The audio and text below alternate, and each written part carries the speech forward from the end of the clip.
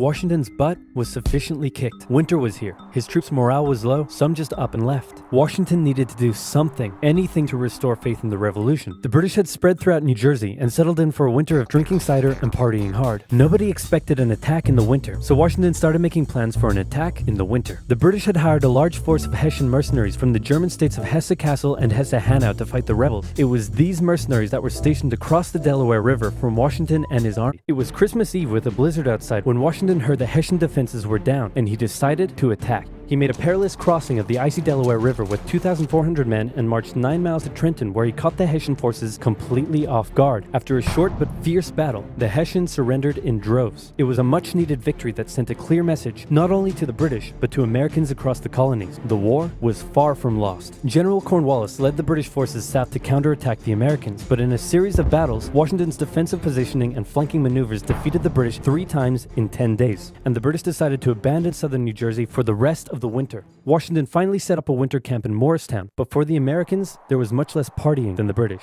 Elsewhere, the British had taken Newport, Rhode Island, because it was a good naval base. In the south, they failed to take Charleston, South Carolina, which left British loyalists unsupported and vulnerable to more harassment and even mass expulsion. Congress sent Benjamin Franklin to France on a mission to convince them to join the war, and while the French generally loved any opportunity to hoodwink the Brits, they didn't want to join unless it was a sure win. The British came up with a plan.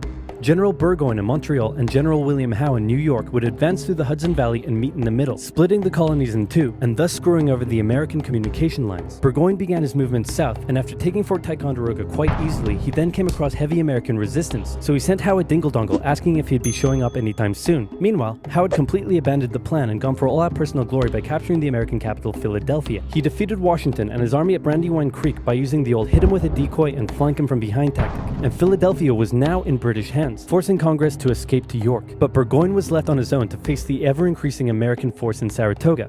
American General Horatio Gates teamed up with our old friend Benedict Arnold to deal one final blow to Burgoyne's army. Arnold wanted to take the fight to the British, but Gates wanted to wait for the British to come to them. After a heated debate, Gates, the senior officer, told Arnold to go to his room, but Arnold defied his orders, and at the Battle of Bemis Heights he charged at the British and obliterated them. Great job, Horatio. By the way, what happened to that other guy who was in Saratoga? Who? Benedict Arnold. Never heard of him.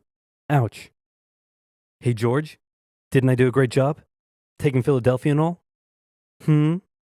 Didn't I? You're fired. Both Burgoyne and Howe returned to Great Britain, leaving British General Henry Clinton to take charge of the war. And the war was about to take a nasty turn, because with the victory at Saratoga, the French were finally ready to join the Americans. Alright Benny, we're in. Hey, isn't this kind of funny? You know, because you're a republic trying to overthrow an absolute monarchy, and I'm an absolute monarchy helping you? Like, could you imagine if your revolution inspired my people to revolt against me, and then they imprisoned me and all my family, and they chopped all of our heads off? Could you imagine? That's called foreshadowing. For now in America, winter was here once again, which meant yet more disease, more starvation, and even a little mutiny. After losing Philadelphia, Washington's job was again on the line, but suddenly, a Prussian guy with a very fancy name, hired by Benjamin Franklin, showed up out of nowhere and said, "Hey, I'm here to give your men a European military training." And train them he did. They learned how to shoot accurately, how to march in formation, where to poop and where not to, and strict punishments were handed out to any who didn't comply. Washington's army came out of the winter in 1778 a new and improved force, ready to take Philadelphia back from the British. In the end though, they didn't have to. With the French entry into the war, the British ordered General Clinton to evacuate Philadelphia and consolidate all of the British forces in New York. So Washington sent Benedict Arnold to reoccupy and secure the city as he pursued the British through New Jersey on land, eventually finding a good opportunity to attack at Monmouth Courthouse. The battle took place on a sweltering hot summer's day, and as many soldiers died from heat stroke as they did from battle. In the end, after some incompetence/borderline treason from Washington's second in command, it was a draw. And in this war, a draw is kind of a victory for the Americans. Next up, let's talk about this guy. This is John Paul Jones. John Paul Jones is handsome, Scottish, and absolutely insane. When the war first broke out, everyone was like, how did the colonies expect to stand up to the might of the British Navy with their meager fleet of converted merchantmen? Yep, try telling that to John Paul Jones. This guy sailed to the British Isles, somehow captured a British ship off the coast of Ireland, and brought it back to France. Then he returned, attacking more ships, raiding towns, and evading capture the entire time. These are basically pirate tactics. But hey, if it works, It works. In one incident, he captured a British ship and returned to a Dutch port without an official ensign because his was lost during the battle. That's a big no-no and can have you arrested as a pirate. The Dutch helped him out by quickly creating a design based on Benjamin Franklin's description of what the American flag should look like, and they entered it into their records as an official US flag. What they came up with looks pretty cool. The whole campaign probably played heavily on British morale and brought into question their ability to win the war. And fun fact, he was so cool that one of the towns he raided in 1778 gave him an official honorary pardon in 1999. Keep ripping in heaven, John Paul Jones. You're an angel now. What the Continental Navy was lacking in resources, though, the French entry into the war made up for. The French began with naval skirmishes in the English Channel, and they sent a large fleet to America, although it sustained a lot of damage in a storm off Rhode Island. But the Americans would get some more help. The Dutch provided aid, although they never formed an official alliance. More significantly, though, the Spanish, who had already been providing aid, officially joined the war in June 1779. They would provide support in the Midwest and the Gulf Coast, campaigns that heavily impacted the Native American tribes in those areas. Both sides actually enlisted the help of Native American tribes throughout the war, sometimes even pitting those tribes against each other. In the summer of 1779, after a series of raids against the Americans by the Iroquois, Washington organized an expedition that burned down more than 40 villages, forcing the tribes to relocate to Canada for British protection. And another group that shouldn't go unmentioned were African Americans, both free and enslaved. They joined both sides of the war, hoping to gain their freedom. But afterwards, many were simply returned to slavery, particularly those who had fought for the Americans. Despite owning slaves himself, Jefferson had written a condemnation of slavery in the Declaration of Independence, but out of fear of offending the southern colonies, this was removed from the final draft. For the same reason, the American Army stopped enlisting African American men in 1775, a policy that Washington, a slave owner himself, supported. But they were forced to reverse the policy after the British promised freedom to any slaves who joined them. In general, you stood a better chance of gaining freedom if you fought for the British. However, even those that left with the British after the war suffered mistreatment and discrimination in their new lives outside of America. Our good friend Benedict Arnold is now in charge of Philadelphia, having a good time, partying down with, and even marrying a member of the Philadelphia elite. The same elite that had partied down with the British when they controlled the city. And suddenly, the people of Philadelphia, including the state governor, started accusing Arnold of having pro-British sentiments. To keep the people happy, Washington wrote a letter rebuking Arnold, calling his conduct imprudent and improper, and that was too many ouchies for Benedict Arnold to handle. He asked Washington to put him in charge of the fort at West Point. Then he contacted the British, offering to hand the plans of the fort over to them and join their side. Our good friend Benedict Arnold is our good friend no more. Luckily, the treasonous plans were discovered on a captured British officer, but Arnold managed to escape before he was arrested. As a British brigadier general, he would go on to lead raids against American cities, most notably his raid of Richmond, Virginia in 1781. His betrayal shook George Washington, who had once again set up camp at Morristown. His leadership somehow held the Continental Army together through the harshest winter of the war. We're entering 1780, and Parliament was hopping mad that the war still wasn't over. The British debt was soaring, and despite taking parts of Massachusetts in late 1779, the North was in a stalemate, so the British decided to make a major shift in strategy to the South, an economically rich area with a higher level of support for the British, or so the British thought. A year earlier, they had captured the underdefended city of Savannah, Georgia easily, and a joint American-French counter-siege failed. Now, they laid siege to Charleston, South Carolina. It fell within months, with thousands of American troops surrendering to the British, a costly defeat. The British quickly moved to take control, and they sent stereotypical Hollywood villain with a British accent Bannister the Butcher Tarleton into the backcountry, where he hunted down rebels and destroyed them with ruthless brutality. The British presence also inspired local loyalist militias in the backcountry to rise up against their persecutors. The British really seemed to be onto something with their new strategy, and the ball was very much in Washington's court. I'm gonna send my most loyal general, Nathaniel Greene, to the south to stop the British. Gonna have to overrule you there, George. We're sending Hero of Saratoga and your biggest rival, Horatio Gates. Watch this, George. I'm gonna save the day again, everybody will love me, and I'm gonna get your job. Here I go. And he got into one battle with Cornwallis, got annihilated, and ran away.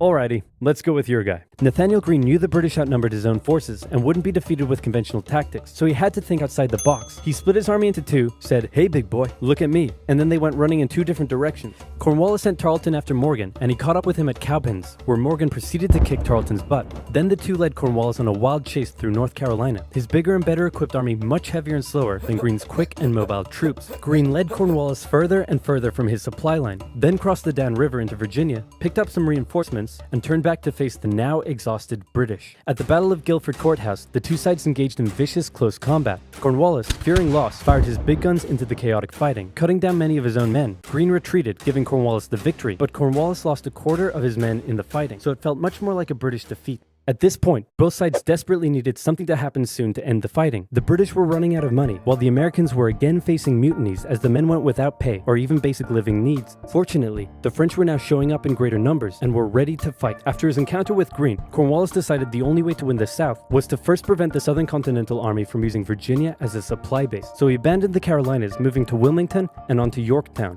a position the British believed would be easy to supply and support. On his march to Yorktown, he raided many farms, stealing horses and supplies from the locals, but also freeing thousands of slaves, many of whom joined him. The French saw Cornwallis's new position as an opportunity to land a decisive blow on the British. Washington wanted to attack Clinton in New York, but the French said it was a really dumb idea. And to be fair, it was. Instead, Washington sent out fake dispatches to make it look like they would attack Clinton, but secretly their combined force marched all the way down to Virginia. A large French fleet under the command of Comte de Grasse arrived and successfully cleared the British Navy out of the Chesapeake Bay. The combined land and naval forces then laid siege to Cornwallis's army in Yorktown. The American and French forces tightened in around the city, raining artillery down on Cornwallis, who desperately appealed to Clinton for aid, but Clinton was unusually chilled out about the whole thing. Cornwallis held out for nearly a month before he had no choice but to surrender. Over 7,000 British troops were captured, a crushing defeat, and with that, Parliament had reached the end of its rope. The war just wasn't worth it, and it needed to end now. The British still held New York, Charleston, and Savannah, but fighting between the two sides mostly ceased as peace negotiations opened up in Paris. The resulting treaty in 1783 saw Great Britain remove its troops from American soil, recognize U.S. independence, and cede territory up to the Mississippi River. In return, the Americans agreed to pay any debt still owed to Britain and gave fair treatment to any colonists who had remained loyal to the crown. The Spanish got Florida, while the French got an economic crisis that led to its own revolution a decade later. Washington retired to his home in Mount Vernon, wishing his men farewell by saying, "I most devoutly wish that your latter days may be as prosperous and happy as your former ones have been glorious and honorable." He hoped to live out the rest of his days in peace, but unfortunately for him, a number of people wanted him to be the first leader of the new country, and by a number of people, I mean literally everyone. The first election campaign in American history was basically a grassroots effort to convince Washington to accept the office. He was sworn in on April 30th, 1789, and he himself established many of the standards and limitations of what the American leader should be. First of all, there was debate on what he should be called. Is he a king? Is he our glorious leader? In the end, they went for a word that at the time was pretty modest. President, like the president of your local bowling club or office bake sale committee. He set up a cabinet of expert advisors, knowing that no president could know everything, no matter how much of a stable genius they claimed to be. He proposed major legislation to Congress and gave an annual State of the Union address to keep his own power in check. He stated that the US should remain neutral in foreign conflicts, and in the end, he voluntarily gave up his power after just 2 terms. He could have made the presidency anything he wanted, but his careful and cautious actions helped set the precedent of an office that is powerful in its limitations, decisive through its diplomacy, and respected in its humility. And so the United States was born, and everything was perfect. It had no problems, not a single one. Certainly nothing that would, cause such an extreme divide that it would lead to a civil war. Anyway, moving on.